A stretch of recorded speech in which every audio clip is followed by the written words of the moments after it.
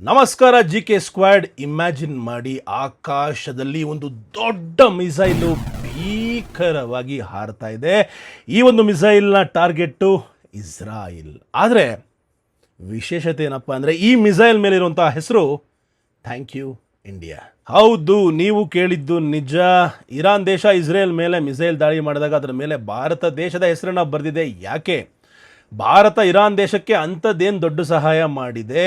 ಇದರಿಂದ ಭಾರತ ಹಾಗೆ ಇಸ್ರೇಲ್ ನಡುವೆ ಇರುವಂತಹ ಫ್ರೆಂಡ್ಶಿಪ್ ಕಟ್ಟಾಗತ್ತಾ? ಬರೀ ಇದೊಂದೇ ಅಲ್ಲ, ಕಳೆದ 36 ಗಂಟೆಗಳಲ್ಲಿ ಈ ಒಂದು ಭೀಕರ ಯುದ್ಧದ ನಡುವೆ 5 ವಿಚಿತ್ರವಾದ ಘಟನೆಗಳು ನಡೆದಿವೆ. 1, ಪಾಕಿಸ್ತಾನ ನಿಮ್ಮನ್ನು ಸುಮ್ಮನೆ ಬಿಡಲ್ಲ ಅಂತ ಇಸ್ರೇಲ್ಗೆ ಧಮಕಿ ಹಾಕಿದೆ.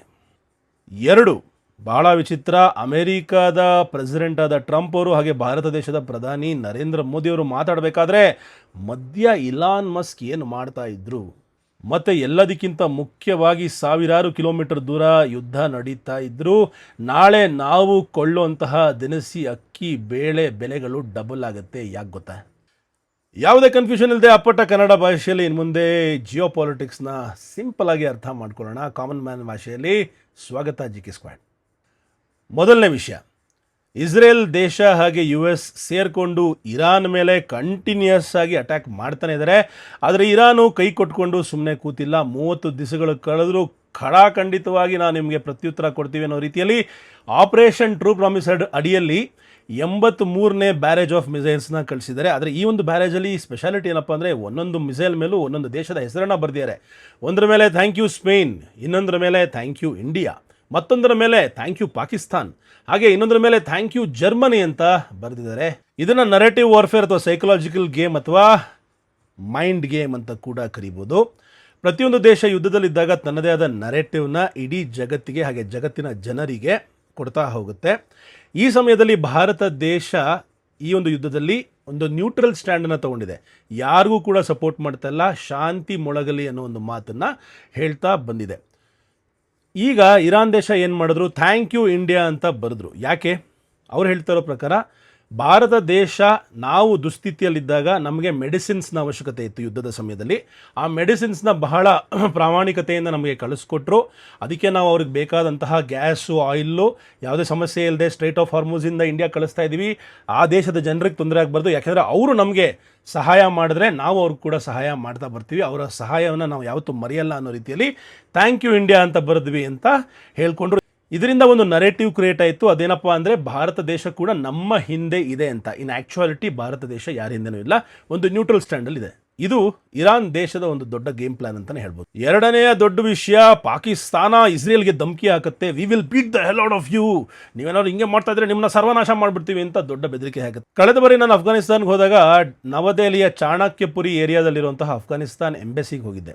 ಈ ಚಾಣಕ್ಯಪುರಿ ರಸ್ತೆಯಲ್ಲಿ ನಿಮಗೆ 100ಕ್ಕೂ ಹೆಚ್ಚು ರಾಯಭಾರಿ ಕಚೇರಿಗಳು ಸಿಗುತ್ತೆ. ಪ್ರಪಂಚದ ಬೇರೆ ಬೇರೆ ದೇಶಗಳ ರಾಯಭಾರಿ ಕಚೇರಿಗಳು ಲೈನಾಗಿ ರೈಟು ಲೆಫ್ಟು ಆಗ ಎಲ್ಲ ಇಡೀ ಏರಿಯಾನೇ ಬರೀ ರಾಯಭಾರಿ ಕಚೇರಿಗಳದು. ಒಂದು ಅನ್ರಿಟನ್ ರೂಲ್ ಆಫ್ ವಾರ್ ಏನಪ್ಪ ಅಂದರೆ ಯುದ್ಧದ ಸಮಯದಲ್ಲಿ ಬೇರೆ ದೇಶಗಳ ರಾಯಭಾರಿ ಕಚೇರಿ ಅನ್ನೋಂಥ ಜಾಗದ ಮೇಲೆ ಯಾವುದೇ ಕಾರಣಕ್ಕೂ ಅಟ್ಯಾಕನ್ನು ಮಾಡಬಾರ್ದು ಅನ್ನೋದು ಒಂದು ಅನ್ರಿಟನ್ ರೂಲು. ಈ ಬಾರಿ ಇಸ್ರೇಲು ಟೆಹರಾನ್ ಮೇಲೆ ಬಾಂಬ್ ದಾಳಿಯನ್ನು ಮಾಡಿದಾಗ ಪಾಕಿಸ್ತಾನ್ ಎಂಬೆಸಿ ಪಕ್ಕನೇ ಬಾಂಬ್ ಬಿದ್ದಿದೆ. ಇದರಿಂದ ಸಿಕ್ಕಾಪಟ್ಟೆ ಉರ್ಕೊಂಡಿರುವಂತಹ ಪಾಕಿಸ್ತಾನ ಇಸ್ರೇಲ್ಗೆ ಧಮಕಿ ಹಾಕಿದೆ. ಇದೇ ರೀತಿ ನೀವು ನಮ್ಮ ರಾಯಭಾರಿ ಕಚೇರಿನ ಅಟ್ಯಾಕ್ ಮಾಡಿದ್ರೆ ನಾವು ಕೂಡ ನಿಮಗೆ ಸರಿಯಾದ ಉತ್ತರವನ್ನು ಕೊಡಬೇಕಾಗತ್ತೆ. ಪಾಕಿಸ್ತಾನ ಇಸ್ರೇಲ್ವರೆಗೂ ಹೋಗಿ ಹೊಡೆಯುವಂತಹ ಮಿಸೈಲ್ ಅವ್ರ ಹತ್ರ ಇಲ್ಲ ಅನ್ನೋದು ಬೇರೆ ಮಾತು ಬಿಡಿ. ಮೂರನೇ ಅತ್ಯಂತ ಮುಖ್ಯವಾದ ವಿಷಯ, ಇರಾನ್ ದೇಶ ಯಾರ ಮುಖಾಮುಖಿ ನೋಡ್ತಾ ಇಲ್ಲ. ಮಿಡ್ಲ್ ಈಸ್ಟಲ್ಲಿ ಎಲ್ಲ ಕಡೆ ಹಲ್ಲಾ ಮಾಡ್ತಾ ಇದ್ದಾರೆ, ಎಲ್ಲ ಕಡೆ ಮಿಸೈಲ್ ಆಗ್ತಾ ಇದ್ದಾರೆ. ಪ್ರಿನ್ಸ್ ಸುಲ್ತಾನ್ ಏರ್ ಬೇಸ್ ಅಂತ ಇದೆ ಸೌದಿ ಅರೇಬಿಯಲ್ಲಿ, ಸಿಕ್ಕಾಪಟ್ಟೆ ದೊಡ್ಡ US ಮಿಲಿಟರಿ ಬೇಸು ಹಾಗೆ ಏರ್ ಬೇಸು. ಇದನ್ನು ಚಿತ್ರಾನ್ನ ಮಾಡಿದೆ ಇರಾನ್ ಮಿಸೈಲ್ ಅಟ್ಯಾಕ್. ಇರಾನ್ ಲೆಕ್ಕಾಚಾರ ಸಿಂಪಲ್ಲು, ನೀವು 10% ಹೊಡೆದ್ರೆ ನಾವು ಬಡ್ಡಿ ಸೇರಿಸಿ, ಚಕ್ಕರ್ ಬಡ್ಡಿ ಸೇರಿಸಿ 20% ಹೊಡಿತೀವಿ ವಾಪಸ್ಸು ಅಂತ. ನೋಡಿ, ಇದು ಒಂದು ಏರ್ ರಿಫ್ಯೂಲಿಂಗ್ ಸ್ಟ್ರಾಟೋ ಟ್ಯಾಂಕರ್ಸ್ ಅಂತ ಇತ್ತು ಅಮೇರಿಕಾದ ಹತ್ರ ಈ ಬಿನ್ ಸುಲ್ತಾನ್ ಏರ್ ಬೇಸಲ್ಲಿ. ಅದು ಹೆಂಗೆ ಅಂದರೆ ಇಸ್ರೇಲಿ ಹಾಗೆ ಅಮೇರಿಕಾದ F-35 ಜೆಟ್ಸ್ಗೆ ಮಿಡ್ ಏರ್ ರಿಫ್ಯೂಲಿಂಗ್ ಅಂತ ಹೇಳ್ತೀವಿ. ಈ ಸ್ಟ್ರಾಟೋ ಟ್ಯಾಂಕರ್ಸ್ ಏನು ಮಾಡೋದು, ಗಾಳಿಯಲ್ಲಿ ಹಾರ್ತಾ ಇರೋದು, ಅದರ ಒಳಗೆ ಫುಲ್ಲು ಬೇಕಾಗಿರುವಂತಹ ತೈಲ ಇರೋದು. ಇಲ್ಲಿ ಅಕ್ಕಪಕ್ಕ ಜೆಟ್ಗಳು ಬರೋದು, ಜೆಟ್ಗಳು ಬಂದು ಇದರಿಂದ ಫ್ಯೂಯಲ್ನ ತುಂಬಿಸ್ಕೊಂಡು ಹೋಗಿ ಅಟ್ಯಾಕನ್ನು ಮುಂದುವರಿಸೋದು. ಯಾಕೆಂದರೆ ಇರಾನ್ ತುಂಬ ದೊಡ್ಡ ಪ್ರಾಂತ್ಯ, ಆ ದೊಡ್ಡ ಪ್ರಾಂತ್ಯದಲ್ಲಿ ಬಾಂಬಿಂಗ್ ಮಾಡಬೇಕು ಅಥವಾ ಫೈಟರ್ ಜೆಟ್ಸು ಒಂದು ದೊಡ್ಡ ಸಾರ್ಟಿ ಮಾಡಬೇಕು ಅಂದರೆ ಅಷ್ಟು ಸುಲಭದ ಮಾತಲ್ಲ. ಸೊ ಈ ಒಂದು ರೀಫಿಲಿಂಗ್ ಟ್ಯಾಂಕರ್ಸನ್ನು ಹೊಡೆದಾಕಿರೋದು ಅಮೆರಿಕಾಗೆ ದೊಡ್ಡ ನಷ್ಟ. ಹಾಗೆ ಇಸ್ರೇಲ್ನ ಏರ್ ದಾಳಿಯೂ ಕೂಡ ಬಹಳ ದೊಡ್ಡ ನಷ್ಟ ಅಂತಲೇ ಕರಿಬೋದು. ಇನ್ನೊಂದು ದೊಡ್ಡ ಹೊಡೆತ ಅಮೆರಿಕಾಗೆ E-3 ಸೆಂಟ್ರಿ ಅವಾಕ್ಸ್ ಏರ್ಕ್ರಾಫ್ಟು ಸರ್ವನಾಶ ಆಗಿರೋದು.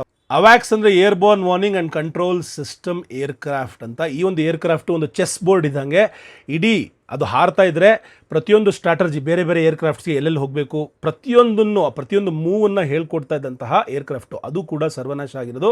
ಅದರ ಜೊತೆಗೆ ರ್ಯಾಡರ್ಸ್ ಕೂಡ ಸರ್ವನಾಶ ಆಗಿರೋದು ದೊಡ್ಡ ಹೊಡೆತ. ಹಾಗೆ 10ರಿಂದ 15 US ಆರ್ಮಿ ಪರ್ಸ್ನಲ್ಗೂ ಕೂಡ ಏಟಾಗಿ 2-3 ಜನ ಸೀರಿಯಸ್ ಕಂಡೀಷನಲ್ಲಿದ್ದಾರೆ ಅಂತ ಕೂಡ ಹೇಳ್ಪಡ್ಲಾಗ್ತಾ ಇದೆ. ಅದರ ಅರ್ಥ ಈ ಯುದ್ಧ ಪ್ರತಿ ದಿವಸ ಎಸ್ಕಲೇಟ್ ಆಗ್ತಾನೆ ಹೋಗ್ತಾ ಇದೆ, ಯಾವುದೇ ಕಾರಣಕ್ಕೂ ಕಮ್ಮಿ ಆಗೋದು ಅಥವಾ ನಿಲ್ಲೋ ಥರ ಕಾಣಿಸ್ತಾ ಇಲ್ಲ. 4ನೇ ಇಂಟ್ರೆಸ್ಟಿಂಗ್ ಸಂಗತಿ, 48 ಗಂಟೆಗಳ ಹಿಂದೆ ಅಮೆರಿಕದ ಅಧ್ಯಕ್ಷರಾದ ಡೊನಾಲ್ಡ್ ಟ್ರಂಪ್ ಹಾಗೆ ಭಾರತದ ಪ್ರಧಾನಮಂತ್ರಿಯಾದ ನರೇಂದ್ರ ಮೋದಿಯವರು ಒಂದು ಫೋನ್ ಕಾಲಲ್ಲಿ ಬರ್ತಾರೆ ಯುದ್ಧವನ್ನು ಡಿಸ್ಕಸ್ ಮಾಡೋದಕ್ಕೆ. ಆದರೆ ಈ ಒಂದು ಫೋನ್ ಕಾಲಲ್ಲಿ ಮಧ್ಯ ಬಂದವರು ಇಲಾನ್ ಮಸ್ಕ್. ಅವರಿಗೆ ಇಬ್ಬರು ರಾಜಕೀಯ ನಾಯಕರು ಅಥವಾ ಇಬ್ಬರು ಸರ್ಕಾರಗಳು ಮಾತಾಡಬೇಕಾದ್ರೆ ಒಬ್ಬ ಪ್ರೈವೇಟ್ ಪರ್ಸನ್ ಯಾಕೆ ಬಂದ ಅನ್ನೋದು ನಮ್ಮೆಲ್ಲರ ಪ್ರಶ್ನೆ. ನಮ್ಮೆಲ್ಲರಿಗೂ ಗೊತ್ತು, ಇಲಾನ್ ಮಸ್ಕ್ ಅವರು ಸ್ಟಾರ್ಲಿಂಗ್ ಅಂತ ಸ್ಯಾಟಲೈಟಿಂದ ಇಡೀ ವಿಶ್ವದ ಯಾವುದೇ ಮೂಲೆಯಲ್ಲಿ ನೀವಿದ್ರೂ ಕೂಡ ನಿಮಗೆ ಇಂಟರ್ನೆಟ್ ಸಿಗೋ ರೀತಿಯ ಟೆಕ್ನಾಲಜಿಯನ್ನು ಶುರು ಮಾಡಿದ್ದಾರೆ. ಭಾಳ ಶ್ಲಾಘನೀಯ. ನಮ್ಮ ವ್ಲಾಗರ್ಸ್ ಕೂಡ ಸಿಕ್ಕಾಪಟ್ಟೆ ಹೆಲ್ಪ್ ಆಗುತ್ತೆ. ಯಾಕೆಂದರೆ ಯಾವುದೋ ಕಾಡಲ್ಲಿ ಇರ್ತೀವಿ, ಅಲ್ಲಿ ಏನೋ ಒಂದು ವೀಡಿಯೋ ಅಪ್ಲೋಡ್ ಮಾಡಬೇಕು, ನೀವೆಲ್ಲ ಕಾಯ್ತಾ ಇರ್ತೀರಾ ಅಂದರೂ ಕೂಡ ಇನ್ನು ಮುಂದೆ ಸ್ಟಾರ್ಲಿಂಕ್ ಯೂಸ್ ಮಾಡಿಬಿಟ್ಟು ಅಫೋರ್ಡಬಲ್ ಆಗಿದೆ, ಎಲ್ಲಿಂದ ಬೇಕಾದ್ರೂ ಇಂಟರ್ನೆಟ್ ಕನೆಕ್ಟಿವಿಟಿ ಮಾಡ್ಕೋಬೋದು. ಇಲ್ಲಿ ಈ ಒಂದು ಇಬ್ಬರ ನಡುವೆ ನಡೆದಂತಹ ಕಾಲಲ್ಲಿ ಎಲಾನ್ ಮಸ್ಕ್ ಯಾಕಿದ್ರು ಅನ್ನೋದಕ್ಕೂ ಕಾರಣ ಸ್ಟಾರ್ಲಿಂಕೆ.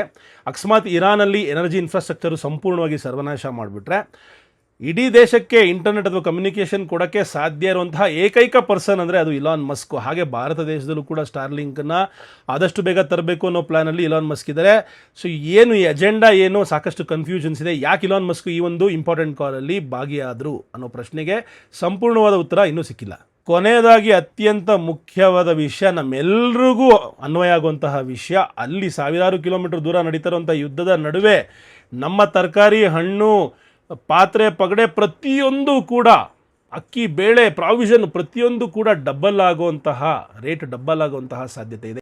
ಬರೀ ಪೆಟ್ರೋಲ್ ಡೀಸೆಲ್ ಮಾತ್ರ ಅಲ್ಲ ಬಾಸ್, ಇಡೀ ನಮ್ಮ ರೈತ ಸಮುದಾಯ ಬಳಕೆ ಮಾಡುವಂತಹ ರಾಸಾಯನಿಕ ಗೊಬ್ಬರಗಳು ಕೂಡ ಬರೋದು ದೊಡ್ಡ ದೊಡ್ಡ ಹಡಗುಗಳಲ್ಲೇ.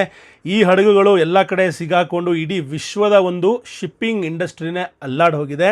ಹಾಗೆ ಸಾಕಷ್ಟು ಬ್ಲ್ಯಾಕ್ ಮಾರ್ಕೆಟಿಂಗ್ ಕೂಡ ಶುರುವಾಗಿದೆ ಇದರ ನಡುವೆ.